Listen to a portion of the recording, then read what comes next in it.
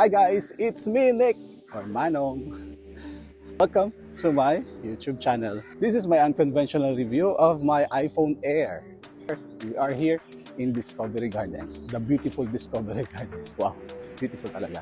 I'm using the 18 megapixel front-facing camera of the iPhone Air set at high definition at 60 frames per second. Wow, ganun talaga. So yun, simple lang naman tong review na to. Ano talaga yung so far after 1 week of using the iPhone Air, kung ano talaga experience ko, kung pangit ba talaga siya, anong mga issues, anong mga drawback, at kung dapat nyo ba talagang bilhin. So main review is the form or the build, yung design. Then you have the camera and you have the battery. Main 3 na i-review natin sa iPhone Air. Kasi ito rin naman yung issue nila eh. Mainly, alam niyo na, yung battery questionable kasi manipis daw at maliit lang. So let's go with the form factor. Yes, it's 5.6mm thin, mas manipis pa sa Samsung Edge, di ba? Well, manipis naman talaga siya. And I think yun yung one of the reasons to buy the iPhone Air. Kasi kakaiba ang design. Pag hinawakan mo, parang napaka solid and luxurious, sabi nga ng kaopisina ko. Maganda talaga. Titanium yung frame, glossy design, at saka refreshing. It's a breath of fresh air. Tapos, napaka-durable niya. Kung panoodin niyo yung vlog ni Jerry Rig Everything, trinay niyang i-bend tong iPhone Air. Hindi siya na-bend. Na-bend lang siya as 200 plus pounds of force. Doon lang siya na-bend. So matibay. Kahit nasa pet mo siya, maupuan mo, hindi siya basta mabibend. Diba? Kung gaano ka kabigat, for example, 150 pounds, hindi siya mabibend. Babalik din siya agad. Okay? Or hindi rin magka-crack. Next, camera.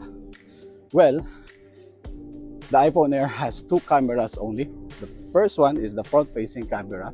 As I said, 18 megapixel front-facing camera. And the back is only one 48 megapixels fusion camera. Sabi nga ng iPhone, pinagsama-sama yung tatlong camera into one. And what's the results?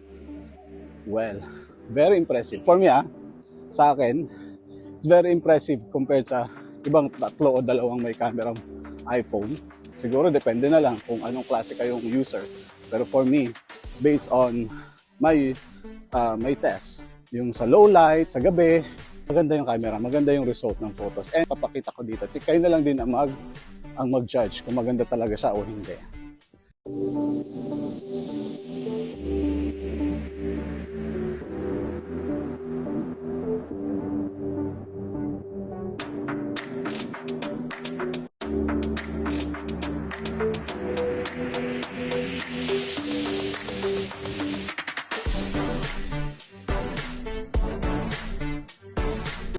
The next video itself is maganda rin.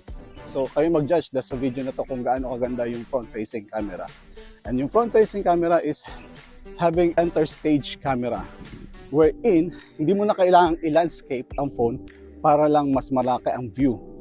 Kahit naka-portrait, mag-automatic siyang mag-wide angle, parang ganon. So ilalagay niyo sa frame yung mga taong nasa likod mo. And tingnan niyo yung mga sample pictures ko dyan. And the last but not the least is the battery. The battery of the iPhone has only 3,000 plus milliamperes. Milliamperes ba talaga? No. mAh. Hindi ko alam. Basta kayo nang bahala doon. Basta mas maliit siya compared sa regular iPhone 17 or iPhone 16. Mas maliit siya. After 1 week of using the iPhone Air, for me it's very decent. Sakto lang. Yes, medyo mahina siya. Siyempre, manipis. Malit lang yung battery. Because of the A19 Pro, na-optimize na yung usage ng battery mo. Hindi ganun kalakas ang gamit. So, after 1 week of usage, at around 6 p.m., may natitira pang around 29% sa battery ko. That's usage from 6, like sabihin natin 8 a.m. to 6 p.m. So, not bad, di ba? Hindi mo na kailangang mag-charge pa. So ano bang pinagagawa ko during that whole day? Basically calls, kasi office worker ako. Office worker tayo dito sa Dubai. Maraming calls, maraming SMS, WhatsApp, Teams message, then check ng emails, Yun, mostly ganun yung ginagawa ko everyday. Yeah, walang masyadong gamit ng camera. So yun, it lasted about 29% pa. So, okay naman. For me, okay yun ha. Kung siguro, puro ka-calls o puro videos, pictures, live streaming, or ganyan, baka hindi kakayanin. So yun. So for me, pasado yung battery ng iPhone Air. So overall, para kanino ba talaga tong iPhone Air? For me actually. Yeah, kasi hindi naman ako yung ma-video na tao, ma-picture na tao. Paminsan-minsan lang pagka may pinupuntahan, ganyan. I'm more on calls, messages, emails, and sometimes yan, YouTube, watch watch streaming contents, social media, and yeah, Facebook, YouTube, TikTok, ganun lang. Walang masyado. So, for me, sakto lang yung iPhone Air. Hindi ko kailangan talaga ng 3 cameras. Kasi ayoko rin ng sobrang kapal. Alam mo yung makakapal na cellphone. Kasi ayoko rin ng mabigat. It's so bulky. Gusto ko lang yung slim. Sakto yung size. Tapos medyo malaki yung screen. Yun. Okay na ako doon. So, siguro may idea na kayo kung para sa kanino ang iPhone Air. Diba? So, yun. And basically, it's for me and for everyone na pareho yung work natin, yung nature ng ating trabaho. Ayun. So kayo guys, kayo nang bahala. It's up to you kung if you want to buy the iPhone Air, but for me, I recommend iPhone Air. Okay?